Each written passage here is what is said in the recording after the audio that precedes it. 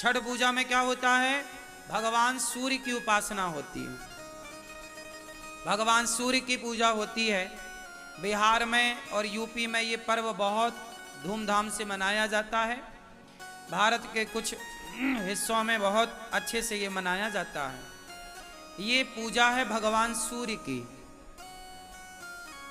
संतान सुखी रहे, संतान हो, इसके लिए छठ पर्व मनाया जाता है।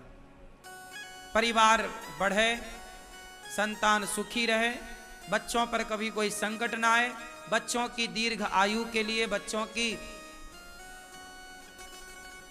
सब प्रकार से सुरक्षा के लिए छठी मैया का उपवास और पूजा होती है। भगवान सूर्य की आराधना होती है कि बच्चे बुद्धिमान हों। इसके बाद आएगा अष्टमी। तो अष्टमी क्या होगी? ये इसी को कहते हैं गोपाष्टमी। कौन सी अष्टमी है ये? छठी के बाद क्या आएगी? गोपाष्टमी। और गोपाष्टमी का मतलब है आज के दिन, मतलब गोपाष्टमी के दिन भगवान क्या किए थे? गैया चराना शुरू किए थे। इसलिए गोपाष्टमी में, इस कार्तिक में भगवान ने गाय चराना स्टार्ट किया। इसलिए गोपाष्टमी और इस कार्तिक के माह में गौदान की भी बड़ी महिमा है। गोपाष्टमी में गाय को चारा, गाय की सेवा, गाय को पूजा, भगवान सब प्रकार से गाय की सेवा करते हैं, आप भी करिए। और गोपाष्टमी के बाद क्या आएगा? नवमी। कौन सी नवमी? बोलो। हाँ हाँ हाँ हाँ, अक्षय नवमी बोलते हैं, आंवला नवमी भी कहते हैं। कौन सी नवमी? इस आंवला नवमी के दिन कहते हैं कि आंवले के पेड़ पर ही भगवान श्रीमन्नारायण का वास होता है। आंवला नवमी के दिन, जैसे रविवार को, एकादशी को तुलसी पे भगवान नारायण का वास होता है, उसी दिन, उसी प्रकार आंवला नवमी को अक्षय नवमी भी कहते हैं। इस दिन आंवला दान करने की महिमा है। इस दिन आंवले के पेड़ के नीचे बढ़िया भोजन प्रसादी बना करके वहाँ पाने की, भोजन करने की, भोजन कराने की बड़ी महिमा है। हमें बचपन में याद है, हम लोग, हमारी माँ और हम लोग जाया करते थे खेतों में, जहाँ आंवले का पेड़ होता था, वहीं बढ़िया बनता था प्रसाद, वहीं भोग लगता था, वहीं खाते थे। आंवला भी खाया करो, ये औषधि है।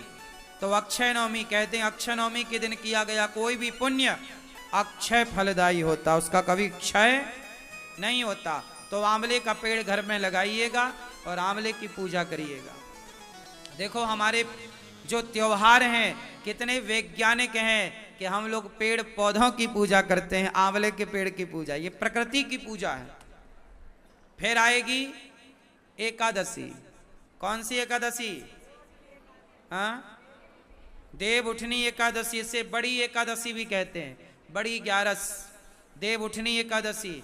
इस एकादशी के दिन ही भगवान श्रीमन्नारायण का, भगवान शालिग्राम जी का तुलसी जी के साथ विवाह होता है।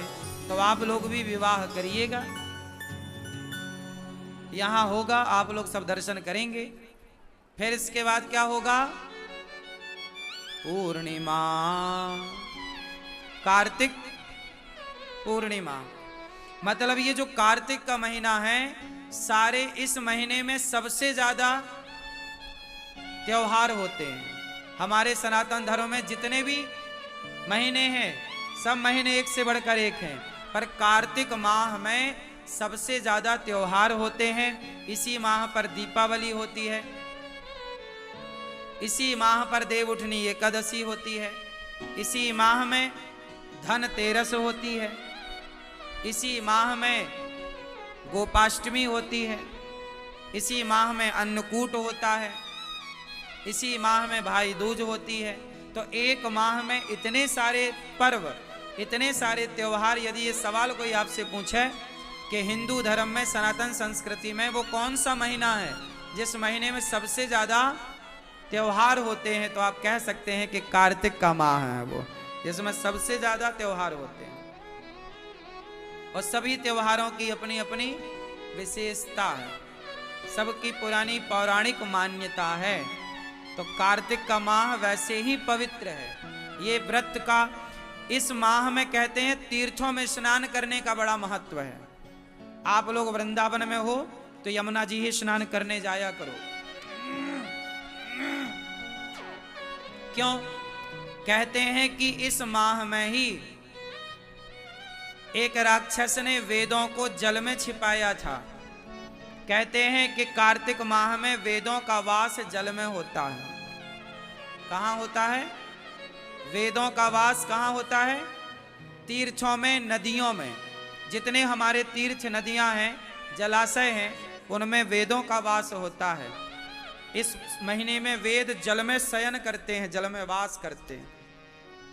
तो वेद जब वास करते हैं तो कहते हैं कि जब आप जल में, तीर्थों में स्नान करते हैं तो आपको वेद माता की कृपा प्राप्त होती है और वेद कृपा करते हैं तो आपका ज्ञान बढ़ता है, आपका यश बढ़ता है, आपकी कीर्ति बढ़ती है, आपकी बुद्धि कारगर होती है, मीन्स अच्छी होती है, पवित्र होती है।